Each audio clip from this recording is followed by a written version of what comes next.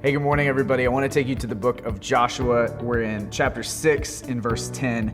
And when I was reading this verse, it reminded me of just being a parent. And I don't know if you've ever asked your kids to do something and they just start talking and they're just like, and you're like, no, I just want you to obey. And where we're picking up in kind of Joshua's journey is he's leading the people of Israel to take the city of Jericho. And he's received instructions, very specific instructions on how to take the city, how to conquer the city. And you've got stuff like 7 priests, 7 trumpets, ram's horns, you've got all this crazy stuff. But in verse 10, what really stopped me is Joshua commanded the people, it says, "You shall not shout or make your voice heard, neither shall any word go out of your mouth until the day I tell you to shout. Then you shall shout."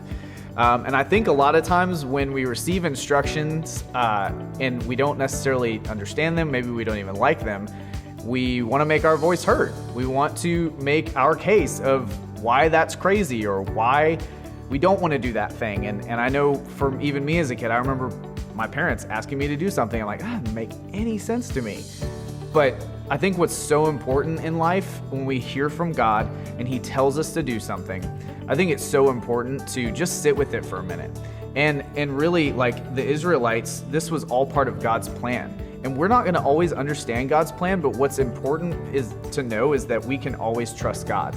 And what I love is that the Israelites did trust God, even though their leader was giving them instructions from God.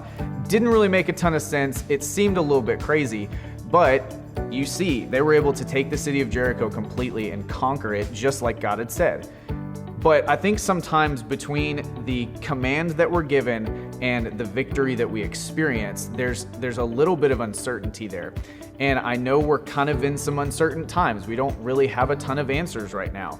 There's different things that are happening every single day. But what I want to encourage you today is when God speaks, listen. And I think a lot of times, so many times when God speaks, we always have a response that's like, wait, but we jump to the conclusion that, well, God, what you're saying doesn't make sense, so therefore it's not going to work. But God's ways are higher and His thoughts are wider, and He knows what's better for us.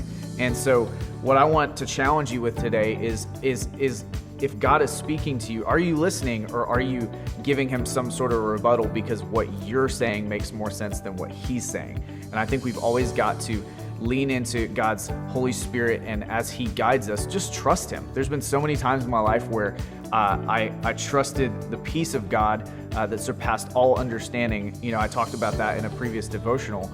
It's so easy to lean on my own understanding rather than trusting in the one who understands so much more than I ever could. So, church, I love you. I hope that today you'll lean not on your own understanding, but that you will trust in God when He tells you to do something and just trust in His perfect plan. Hope you have a great rest of your day. We'll see you soon.